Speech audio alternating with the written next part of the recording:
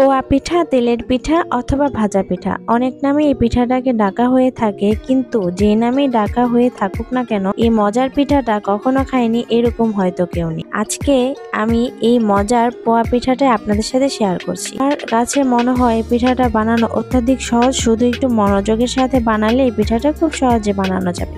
আশা করছি আমার আজকের ভিডিওটা আপনাদের কাছে ভালো লাগবে। আসসালামু আলাইকুম। 1.5 কাপ পরিমাণ গুড় নিয়েছি এবং তার সাথে 3 কাপ পরিমাণ পানি দিয়ে গুলিয়ে নিয়েছি। কিছুক্ষণ জাল করে নেব। গুড়টা কিছুক্ষণ জাল হয়ে গেলে এরপর আমি এখানে 1 কাপ পরিমাণ চিনি দিয়ে দিয়েছি। আপনারা যারা একটু মিষ্টি খেতে পছন্দ করেন তারা চিনিটা অ্যাড করতে পারেন, আর যারা মিষ্টি কম খান তারা না অ্যাড করলেও সমস্যা নেই। এরপর নেড়েচেড়ে মিক্সড করে দিব আর 1/2 চা চামচ পরিমাণ লবণ দিয়ে দিয়েছি। এখানে 1 কাপ পরিমাণ চালের গুঁড়ো, এই চালের গুঁড়োটাকে আমি লিকুইড করে নিব। এই যে সামান্য পানি দিয়ে একটু লিকুইড করে নিয়েছি। আর গুঁড়োটা জাল হয়ে গেলে এখানে আমি ধীরে ধীরে অ্যাড করে দেব। চালের গুঁড়া লিকুইডটাকে আমি দিব আর নেড়ে চেড়ে সাথে সাথে মিক্সড করে দিতে হবে, না হলে পাতিলায় লেগে যেতে পারে। অবশিষ্ট অংশটাকেও দিয়ে দিচ্ছি। এখন অনবরত নেড়ে চেড়ে মিক্সড করতে হবে, না হয় পাতিলায় লেগে যাবে। ভালোভাবে ফুটে ওঠা পর্যন্ত অপেক্ষা করব। এ তো হয়ে গেছে। আর এখানে আমি আধা কেজি পরিমাণ চালের গুঁড়া নিয়েছি। গুড় কিছুটা ঠান্ডা হয়ে গেলে চালের গুঁড়োটাকে আমি আস্তে আস্তে দিয়ে দিব।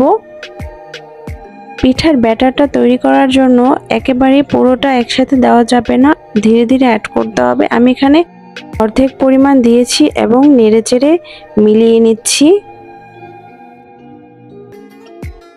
এই পিঠার ব্যাটারটা যতটা স্মুথ সফট হবে ততই ভালো হবে। ভালো মতো নেড়েচেড়ে মিক্সড করে নিতে হবে। এরপর আমি একটা হ্যান্ড হুইস্কের সাহায্যে গুলিয়ে নিচ্ছি। অল্প অল্প চালের গুঁড়ো দিয়ে আমি ব্যাটারটা তৈরি করে নিচ্ছি। পোয়া পিঠার এই ব্যাটারটা বেশি ঘনও হবে না, আবার বেশি পাতলাও হবে না। আপনাদের কাছে কোনো কারণে যদি মনে হয় যে বেশি পাতলা হয়ে গেছে, সেক্ষেত্রে সামান্য পরিমাণ চালের গুঁড়ো মিলিয়ে নিতে পারেন। আর বেশি ঘন হয়ে গেলে মনে হলে সামান্য পরিমাণ দুধ অ্যাড করে আপনারা এটাকে মিলিয়ে নিতে পারেন। আমি ধাপে ধাপে চালের গুঁড়ো মিক্সড করে নিচ্ছি। একসাথে সবগুলো চালের গুঁড়ো দিয়ে নিয়ে আমি ধাপে ধাপে স্টেপ বাই স্টেপ দিয়ে দিচ্ছি, যেন সুন্দরভাবে একটি সুন্দর ব্যাটার তৈরি হয়। 1/2 কাপ পরিমাণ লিকুইড দুধ আমি অ্যাড করছি। দুধটা অবশ্যই জাল করে নেওয়া হতে হবে। দুধটা দেওয়াতে ফ্লেভারটা ভালো আসবে, এজন্য অ্যাড করেছি। আপনারা চাইলে না অ্যাড করলেও সমস্যা নেই। এর ঘনত্বটা দেখতে পাচ্ছেন কেমন হয়েছে। পোয়া পিঠার এই ব্যাটারটা একটু ঘনই হবে। ব্যাটারের ঘনত্বটা দেখতেই পাচ্ছেন কেমন হয়েছে। 10 থেকে 15 মিনিট ব্যাটারটাকে রেস্টে রাখলেই হয়ে যাবে। 10 মিনিট রেস্টে রাখার পর একটি হাঁড়িতে তেল গরম করে একটি মেজারমেন্ট কাপে করে আমি ব্যাটারটা দিয়ে দিয়েছি। দেখতেই পাচ্ছেন পিঠাটা কিভাবে উপরে উঠে এসেছে। চারপাশ থেকে একটু তেল দিয়ে দিব পিঠাতে।